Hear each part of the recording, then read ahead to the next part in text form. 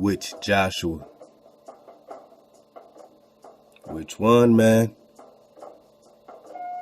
Choose your Joshua. And you better choose up. Because if you choose the celestial, you will get left on. Hawa. The secure breath, the framer, the shaper. You cry for your father, you cry for your mama. But your mama don't rock with you until you are in the frequency, the vibration, the law of your father and of your home, of your house.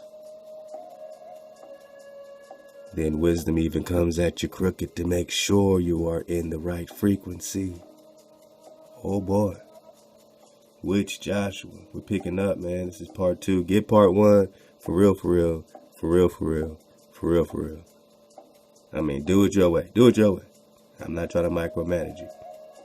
But get part 1 so you can get exactly where we're at. But we're going to keep going. Let's go. Ashu and Anhar in Egyptian mythology, and Moses and Joshua conducted their people with the solar orb. Again, this is the text, A Book of the Beginnings by Gerald Massey. Love to Paco for dropping this on us. And yeah, so this is, an interesting drop. We're going to read it, man. I want to get a lot of this, on this part. And yeah, this is one of those information heavy joints a little bit, but it seems that this particular perspective is all about the celestial. So this author is, combining all these different celestial mythologies or whatever the case is, even, trying to tie it into the Biblios, the Bible and all that, to connect all these things to the celestial. So, that's just their particular aim. All we can do is say, okay, yeah, we can connect this, but we can connect it above the barrier. So, we're going to see a lot of connections they're going to try to make with different celestial things and all that kind of stuff. We're just going to rock right through it, you know what I'm saying? Because we know that we are, when we talk Joshua, we're talking about the seed, man. I mean, yeah, sometimes we do got to go back to the paleo, to the picto.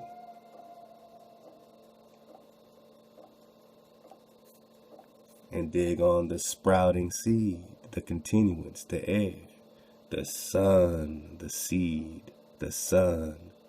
This is a seed, a picto of a seed, as a sperm seed, right? See, like a tadpole, right? Sprouting seed, that who Joshua, son of Nun, son of Nun. This is what we're talking about, the seed. And the seed got the inheritance. The seed got you to the land. Without a land, you are not a people. So wake up, so-called Negro, you're already home. So yeah, let's get this. We're going to get it, then we're going to get it. Alright. We're going to get some of this Cuzco here. But I'll just finish reading this and then we'll get to it. Ashu and Anhar in Egyptian mythology, and Moses and Joshua conducted their people with the solar orb around the circle of signs, overcoming the oppressing powers postulated by the early men.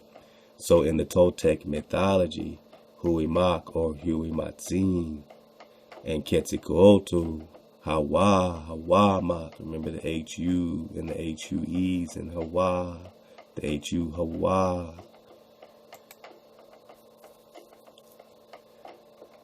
Let's dig on that.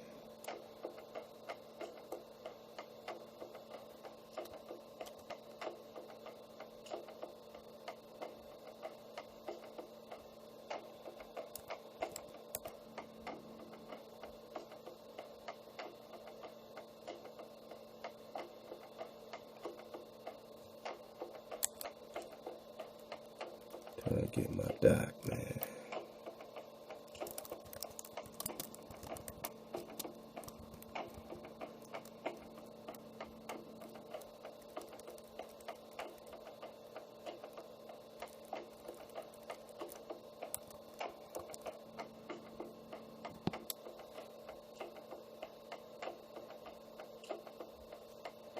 Hold up.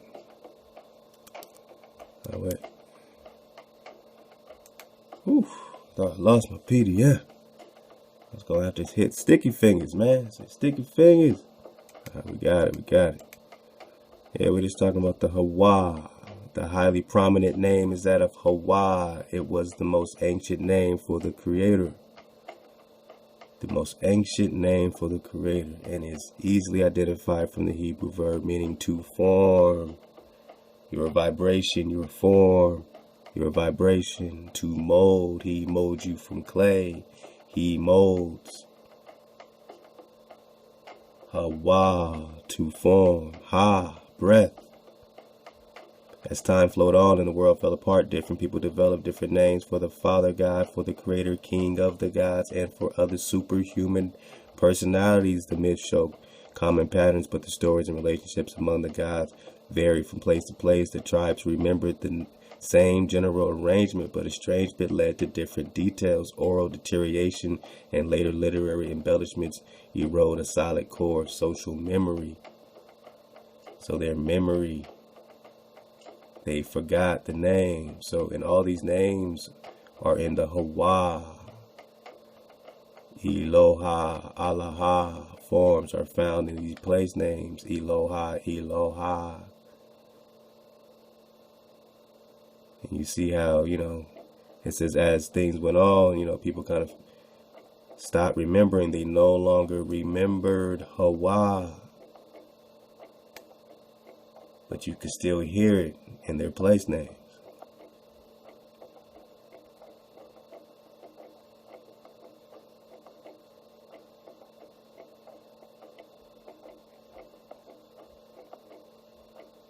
Hawa, the ancient name of the Creator, for the Creator. While El, a common Semitic word for God, is well remembered in the Bible, Hawa, the ancient name for the Creator, is not. The reason is simple. When the Israelites were given with their saying Yahweh during the Exodus, the new name for the Creator, so now they're putting in their new name. Why do you need a new name if you have an ancient name? Because they just said they learned to forget the old Hawa. They no longer remembered Hawa. You see it in the Hawa, H-U-A, Hawa, Hawa, Solomon Islands, Hawaii. So, just keep remembering, even the O-U-A is the Hawa. Hawa surrounds you. So Hawa is your breath. Every breath you breathe is Hawa, the ancient name, Hawa, the Creator. So it's always good to get that, to get that remembrance, man. Oh yeah, we're going to do a dismount on that, man. Let's go. The luck of Huamak, Hawa, H-U-E, love to Paco, man. So let's try to get a PDF on this. It's not that expensive, man. $5, man, really. So these are good little drops to probably get in the library, because we're just talking Hawamak. And how is that relevant, Hawamak? Because it says right here in the Book of the Beginnings, left to Paco, as Shu and Anhar in Egyptian mythology, and Moses and Joshua conducted their people with the solar orb round the circle of signs, overcoming the opposing powers postulated by the early men. So in the Toltec mythology, Hui Hawamak, or Hoamadzin and Quetzalcoatl conducted their people through the pilgrimages and wanderings recorded in their picture writings. Hawamak like Moses. So here's a comparison. So in part one, they were digging on the Quetzalcoatl Moses connection, but this particular author, Gerald Massey, says, nah, Quetzalcoatl's not Moses. Hawamak is Moses. Hawamak, like Moses, wrote the code of laws for the nation and conducted the civil government. Quetzalcoatl, in relation to Hawamak, plays the role of HAWAshua, Joshua. Quetzalcoatl, in relationship to Hawamak, plays the role of Joshua. So he's connecting this Joshua with Quetzalcoatl, what they're calling Jesus now, right? Yeah, why are the Mormons even bothering to connect this to Jesus? I wonder. I wonder what they took from us and remixed and put it in the New Test with a new Joshua who has his 12 disciples, right? But for some reason in the book of Joshua, it says in chapter 4, verse 2, take for yourselves 12 men from the people, one man from every tribe. So he too has 12 disciples. It's getting real interesting. You got to choose your Joshua, man. That's what it's coming to. So Quetzalcoatl's relationship to HAWAMAC plays the role of Joshua, the part of Joshua. When Quetzalcoatl began to give the laws instead of HAWAMAC, he sent a crier to the top of the mountain of outcry, whose voice could be heard for 300 miles round. HAWAshua follows Moses as the leader of Israel and instructs the people to go up against Jericho, his mountain of outcry, and to sell it with a shout that ought to have been heard at an equal distance, as it was loud enough to make the walls fall flat. The old red land, HAWAhua, La Palan, was the name of their original home in the north, from which the Toltecs migrated. Alright, their leader, Quetzalcoatl, wore a long robe marked with crosses. Crosses? Is that weird? Does that mean Jesus? Quetzalcoatl had a robe of crosses?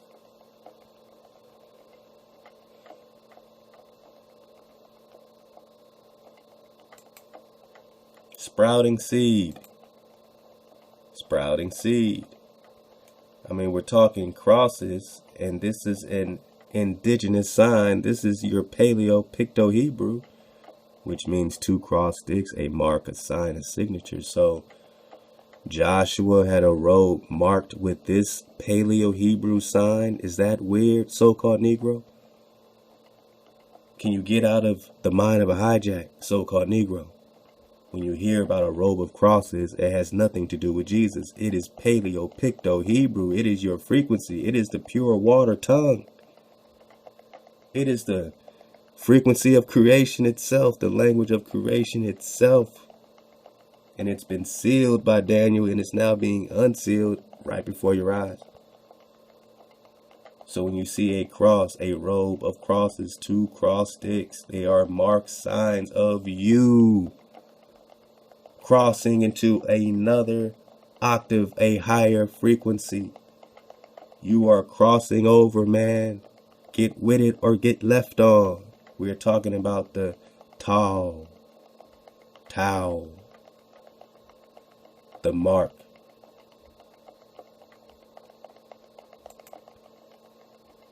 The old red land, HAWAhua, La Palan, was the name of the original home in the north, from which the Toltecs migrated. We're going to get this Toltec, their leader Quetzalcoatl. So the Toltec leader, is Joshua leading the Toltecs? Just as Moses is leading the Aztecs? Their leader Joshua, Quetzalcoatl, HAWAMAC plays the part of Joshua. Quetzalcoatl, in relationship to HAWAMAC, plays the part of Joshua. Quetzalcoatl plays the part of Joshua.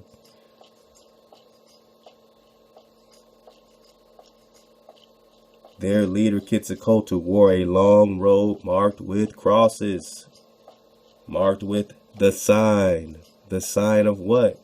What would Joshua be the sign of? Perhaps Joshua would be the sign of the sprouting seed, the son of NUN. NUN. He would be a sign of the continuance, the heir. He would be a sign of the promised land, the inheritance, the crossing over, the crossing into your promised land.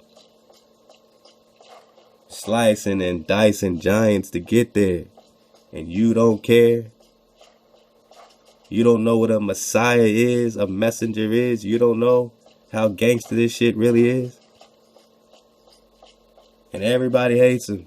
Oh, The Moabites hate this guy because they say he's invading us. No, man. This ain't Atlantis. This is not a Maxim. No. You can't be on Mars and here. Go to Mars. You don't get Mars and Earth. We are not under no thought spell barrier, man. And we are connected to the greater light. We are the beyond children. We are the sprouting seeds. We are of this earth. We bang earth, man. Earth is our turf. But remember, Joshua has 12 disciples. Take for yourself 12 men from my people, one from every tribe.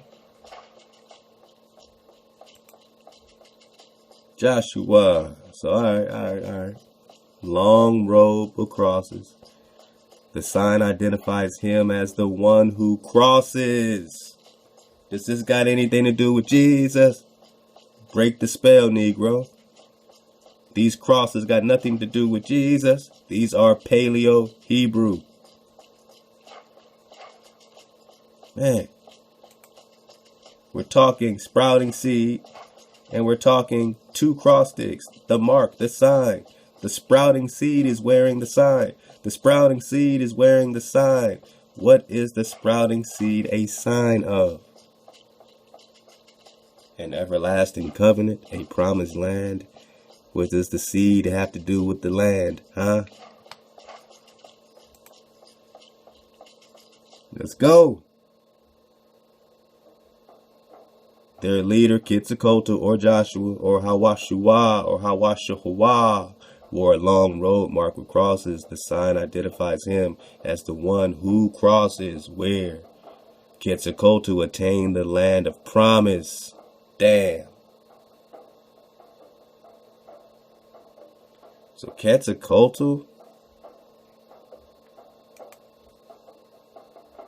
attained the land of promise?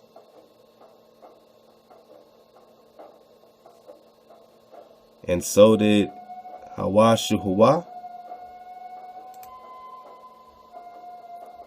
who has 12 disciples. Quetzalcoatl attained the land of promise, and in his golden reign, an ear of wheat grew so large that one man could hardly carry it. Joshua led the people into the land flowing with milk and honey, where a single bunch of grapes was a load for 2 men. Connected. Moshe is placed in a cleft of a rock while the Lord, Hawa, goes by, and tradition asserts the print of his body to have been engraved on the stone visible to this day. The impression of the land of Hawa or Moshe or Mexico with the Mexica, Mazaka, is likewise said to have been stamped in a rock. The lion gods not only supplied the Hebrews with their mythical Moses and Joshua, so now they're going to connect it to the lion celestial gods of the lion, you know what I'm saying, you know all that. And of course we were created with the stars, so the stars are a sign of us, but you know what I'm saying, we know how to view it hijack free, we know how to view it beyond the barrier. But this particular author is only going to connect it to these celestials, so we're going to have to rock with it and just, get the babies out, you know what I'm saying? I mean, you do the recon, get your pen out, and, research whatever's being thrown at you, man, and just recon it. The lion gods not only supplied the Hebrews with their mythical Moses and Joshua, the twin, typical, and transforming lions, the line of light and the line of darkness, reappeared amongst the 12 symbolic signs called totemic of the North American Indians. Now, they kept going with the Toltecs, and I got this, or I was about to get this, you know what I'm saying? Yeah, man, we got to get this drop, man. Hawa. Now, back in the, Forbidden Histories, and we got this before. We're about to be back in that series for sure. We're talking about Theodore Roos, the Davidic princes. We're talking about, in an article I found, speaking of this find titled A Jewish Catholic State in America, Nah, break the frequency. They're talking about an Israelite kingdom here. Alright, this is your recon. This is your history. We're talking 700s here. Remember Muhammad was just coming out in the 700s? Well, this was cracking right here. Alright, this is why the Moors call this West Africa or Northwest Amexem. And their North Africa situation of Morocco is right here in North America. And it's hijack 101. Why? Because this is the records of that which was fighting that hijack. These are the Israelites representing the Kalelus meaning promised land. Many things into perspective concerning the many rumors of the early voyages in this land. In the article, it tells of Kalelus, Kali meaning promised land in one sense, or Kalix, which is the land of America. This is called The Forbidden Histories of America. Love to the sister that got this to me, because she said it was extremely difficult to get. So I know we are definitely in the drop right here. And tells of Septimania, 7 cities of gold, which is Lower France, which existed in about 700 AD. So either we're talking about the Canada and Canadian France recent hijack, or we're talking about the Franks, which were part and parcel with the Rus in the connection with the Knights Templar. The Rus is the Rus. We're going to get into the Theodore Rus, that R-U-S. Rus, Russia. All them are Rus. The Kalelus records speak of Theodore Rus as the leader of many peoples who leave the Romani, India lands for Kalelus in 775. So they're leaving India. Break the hijack. There is no Roman. It is Romani, India, being hijacked. And which Indies are we in? We're in the furthest India, the far east. Remember, everything's flipped on your map. West is east, east is west. We are in the east. Theodore Rus is none other than the Jewish or Israelite king of Septimania. Alright, a Romani, an India Israelite state of what they're calling southern France, which might be connected to these Franks and these Ruses right here. He is the son of the Israelite king of Septimania, also called Theodoric, Thierry, Mary, Ame'rican, de Narbonne, Macaire, Todros, Rus, Clan Ross, Pix. We'll be right back in it. Theodore Rus. Alright. They got Nehemiah. All these are his names. Alright, let's get to it. It says they are great warrior Davidic princes. So they are in the line of the seed of David, Lebna Dangle Dawit. We're connecting it to the Prester Johns, the King Davids. These are the warrior princes connected to that. Of the time of Charlemagne, we're talking the Exilarchs.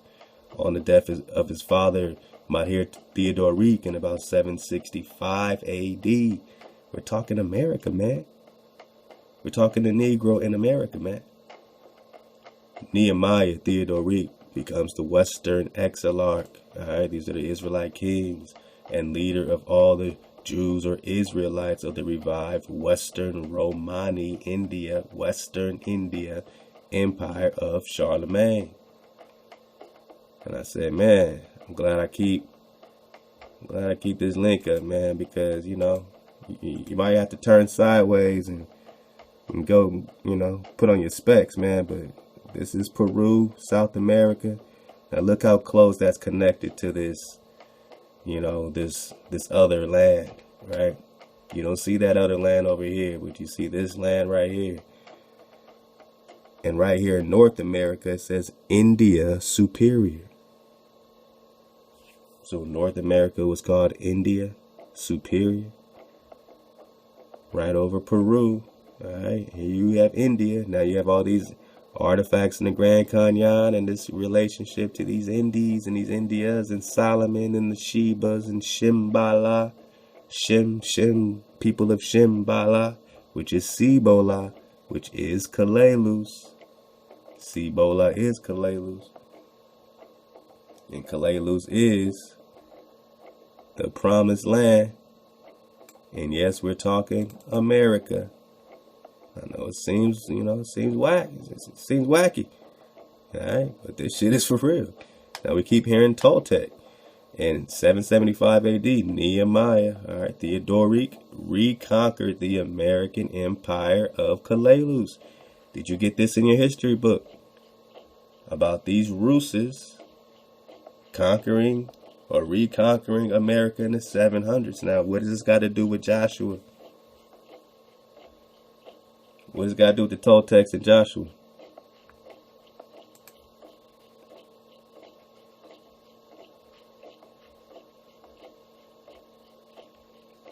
The Old Red Land was the name of the original home in the north from which the Toltecs migrated their leader, Quetzalcoatl. So the Toltecs have a leader, Quetzalcoatl, who is also Joshua, who wore a long robe marked with crosses or signs or sprouting seed signs. Signs of crossing, signs of a crossing over. The Toltec leader.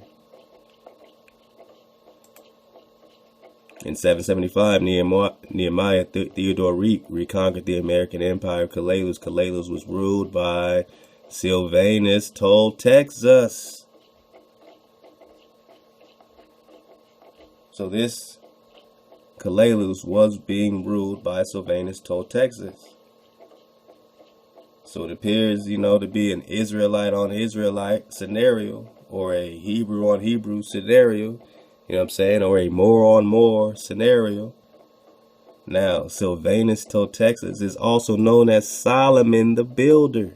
Damn. Did you know that? Is that in your history book? I mean, so you got Muhammad popping up around 700. Yet this is going on in America with the Toltecs and the Toltexus. Solomon the Builder. You don't think that's an Israelite connection? The hereditary ruler of the former Israelite-ruled Romani India colony. That's how we break it down. There is no Roman. There are Romani, Roma. And this is your Indies, Prester John King, Exilar, Emperor of the three Indias. Kalalus was founded in the 1st century BC with the Babylonian exilarch known as Sylvanus Ogam or Sylvanus Brabo. Solomon II, Babylonian exilarch, Nasir Mara, ruler of Sumer, Somerset in Britain. You see the Rus-Pic connection right there. A great Roman Israelite. Every time I see Jewish, we know that, what they're trying to do. So, that's our code breaker. Roman is Romani and Jewish is Israelite. And it will help you break and see what's really going on. A great Romani Israelite ruler, soldier, and ancestor of the Swan Knights. I told you it was about the Knights and the Templars. King Arthur in them. Swan Knights, Berber Kahatin. He also had a fleet of trading vessels. You know about the ships of Solomon, right? So are we connecting this into real time? He also had a fleet of trading vessels known as the ships of Solomon, or the swan boats. The ship are shaped like swans with its sails like the wings of beautiful gliding white swan. After the defeat of Sylvanus Toltexus, the Toltecs, Quetzalcoatl, leader of the Toltec, Joshua, leader of the Toltec. Choose your Joshua, man. Choose wisely.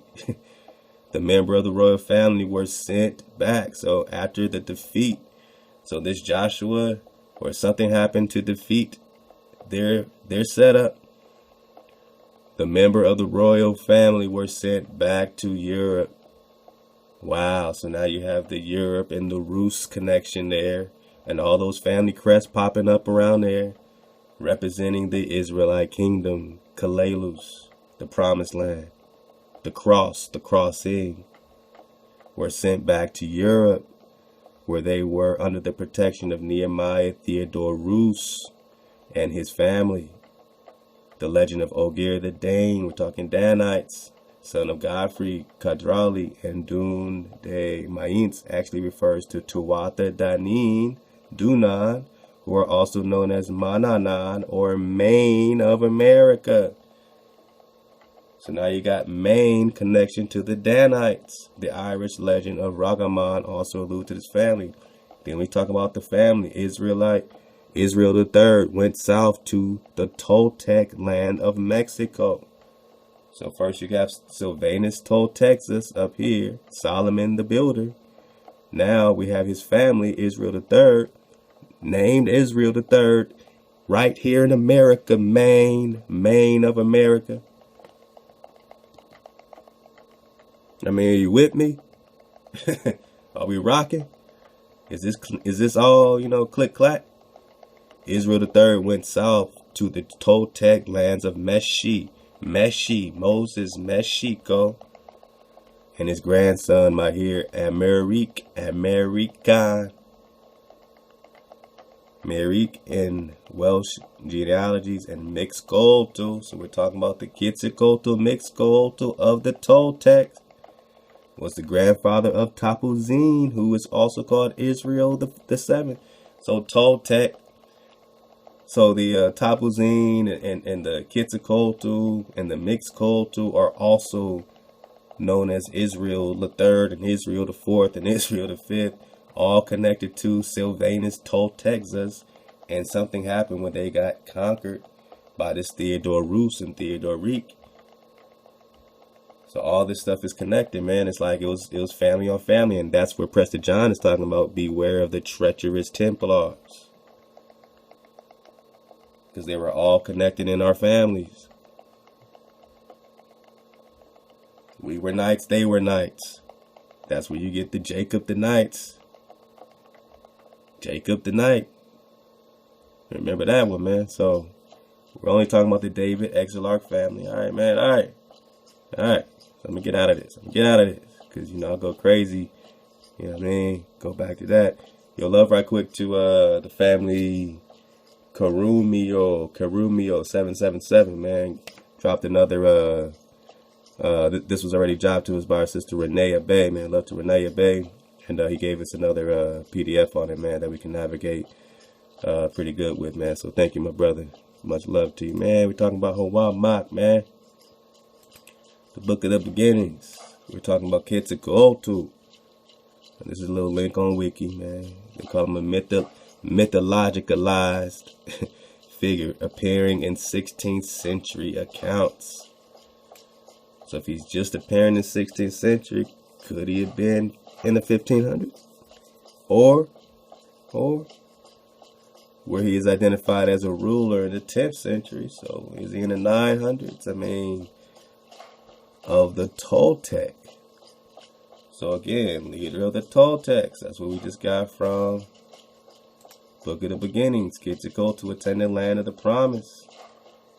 Their leader, Quetzalcoatl, wore a long robe marked with crosses. We're talking about from which the Toltecs migrated. So, okay, all right.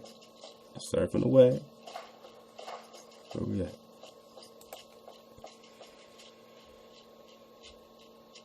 So this Quetzalcoatl, where he's identified as a ruler in the 10th century of the Toltecs, right? By Aztec tradition, their predecessors who had political control of the Valley of Mexico and surrounding regions several centuries before the Aztecs themselves arrived on the scene. In later generations, he was a figure of legend, often confused or conflated with the important Mesoamerican deity Quetzalcoatl.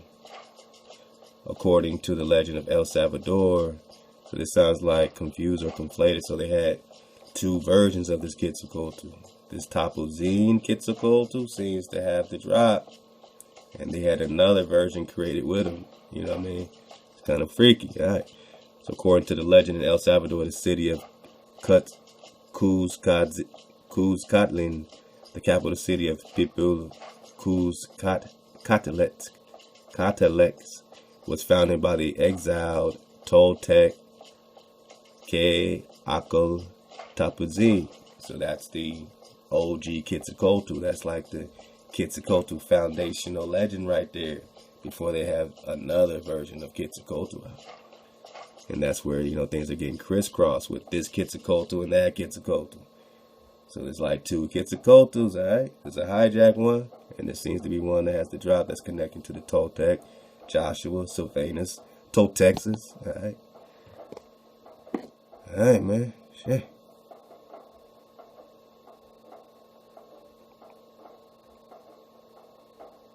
So yeah, man, I'm going to dig on this a little bit. Let's go.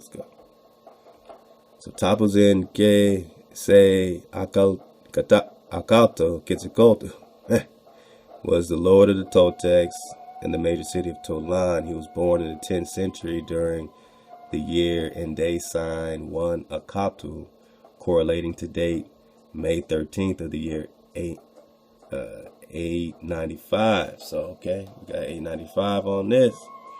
Allegedly in what is now the town of Topotsin. According to various sources, he had 4 different possible fathers, the most popular of which is Mixcoatl, cloud serpent. Okay, wait, this kind of reminds me of what we were just reading. Oh man, not close out of it. Yeah, close out of it, man, because I didn't want to get trapped. I don't want to get trapped in the forbidden histories, man. Let's just go right back, right quick. Because, I'm just trying to connect some things. I don't want to go too fast. Here's what it is. I'm just trying to check some stuff out right quick, man.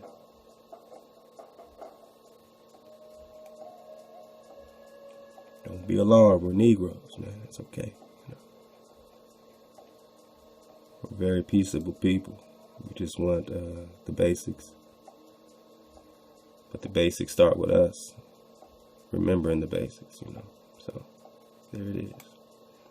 And here we are.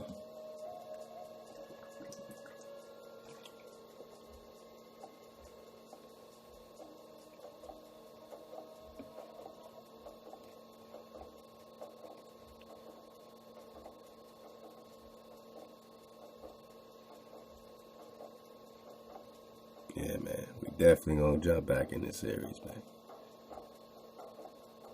Man, it's all about timing, man. Yeah, man, we just talking Shambhala, Cibola, Shambhala. The Aztec legend of Aztlan, the Plato mythical Atlantis, the Romani Israelite Calelus, the Spanish kingdom of Cibola, and the 7 cities around Lake Kapala, the Tibetan Hindu mystical 7 kingdoms of Shambhala, Shambhala, or Sheba. Sheba is a title of Shambhala, the Welsh Anwin, and the King Arthur's Camelot. I told you King Arthur plays in the land of Avalon, and many others such as King Solomon's mines in the land of Ophir, and Moses' promised land, wherein he sent scouts. That's where you get into the HAWAshua, who brought back pomegranate as evidence of having found it. Why pomegranate? We'll come back to that. Alright. We got to get pissed, man. We'll come back to that. Yeah, man, we dropped some of that before. Go dig on that, man. But yeah. Mixed culture. Let's stay on track here, y'all. Y'all distracted me. Alright, we're just talking mixed culture. Okay? So Israel III went south to the Toltec lands of Mexico, and his grandson Mahir Ame'rican, also known as Mixcoatl of the Toltecs. Keep that. Let's go back.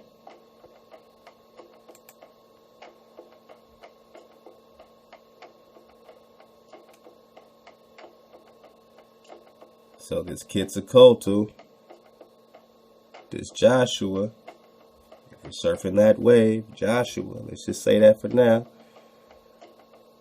He was born in the 10th century during the year and day sign 1 Akatil. So during some sign, it was some sign of his birth, just like Jesus, right? This is in the 10th century, it's 900s. Correlating to date May 13th of the year 895. So that's the real birth of, that's the real sign, that's the real mark. They say day sign. What did you get from your paleo lesson? That this cross is a Hebrew Picto-Paleo letter, meaning sign, mark, sign. Wow. And Quetzalcoatl wore a robe of this sign because he was the sign. He was the sprouting seed, the continuance, the son of NUN. And he was the sign and wore cross sticks, marking, showing that he is the sign. But he is the sign of what? The sign of your redemption, your Mashiach. Sign, cross stick, sign. Let's go.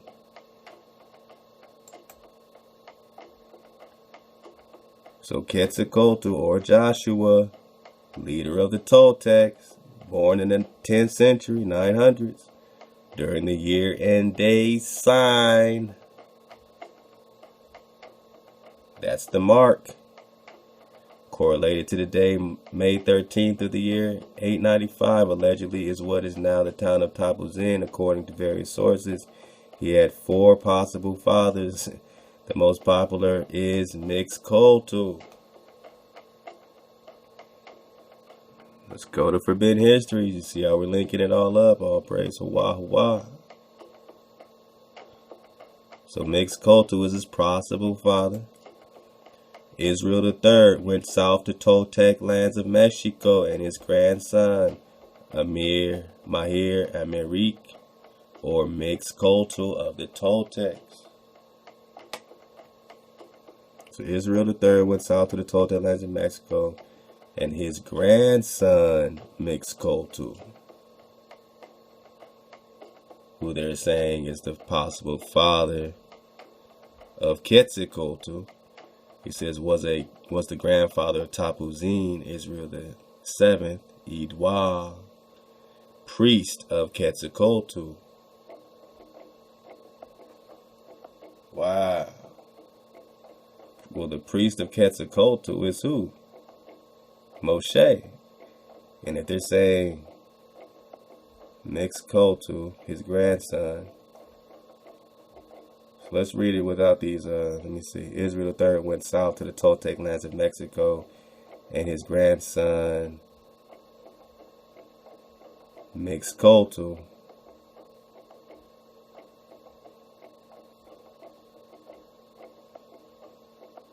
was the grandfather of Tapuzin, priest of Quetzalcoatl. It's interesting, man, if we put this together. Because if Tapuzin is none other than Huimak or Hawamak, we're talking about the same Hawamak, who is the priest of Quetzalcoatl. So they're kind of throwing in that Israel III went south to the Toltec lands of Mexico, and his grandson, Mixcoatl, was the grandfather of Tapuzin, priest of Quetzalcoatl.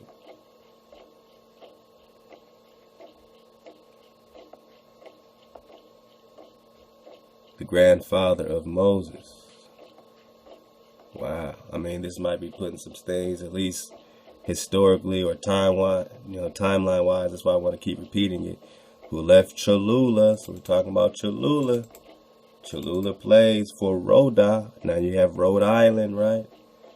In the 1000 AD, he rejoined the remnant of the Rhodans who led east and then back to Europe. Picts, Rus, and some of the Latin Jewish or Israelite Rhodans settled in northwest Spain. So, have Spain and Israelites in Spain. Man, it's all connecting back to the Davidic Exilarch family. And who is this HAWAshua? Who is this Quetzalcoatl? They said he's possibly the son of Mixcoatl. So Mixcoatl was the leader of the Toltecs. Joshua was the leader of the Toltecs. His son, grandfather of Tapuzin, priest of Quetzalcoatl. You know what I mean? So, I'm trying to put this together with you. You know what I'm saying? So this Israel the third,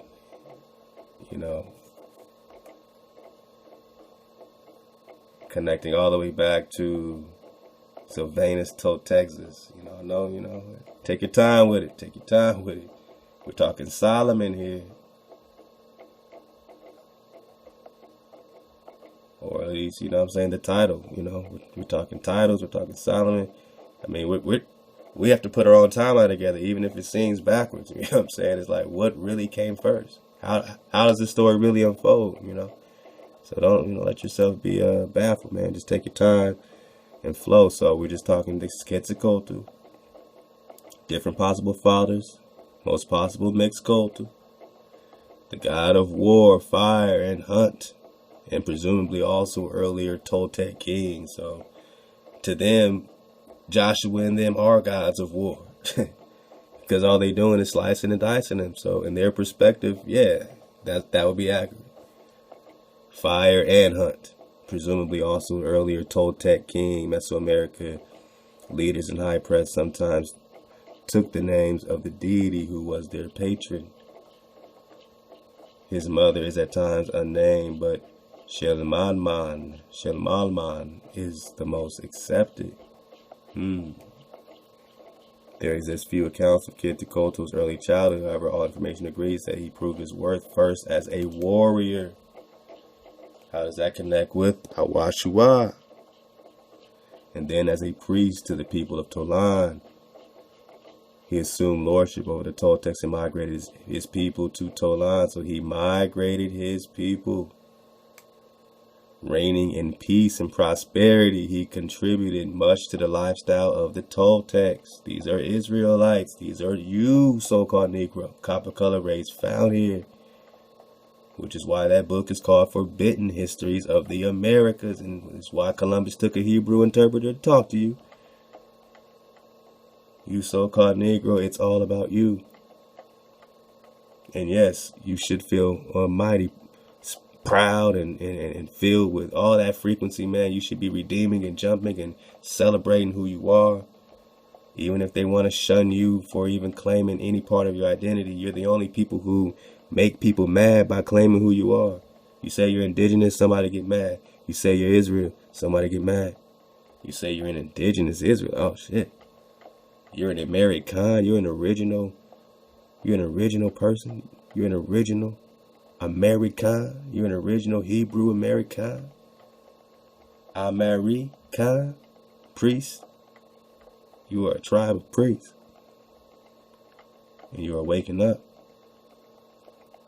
because this same Quetzalcoatl Joshua migrated his people, reigning in peace and prosperity. He contributed much to the lifestyle of the Toltecs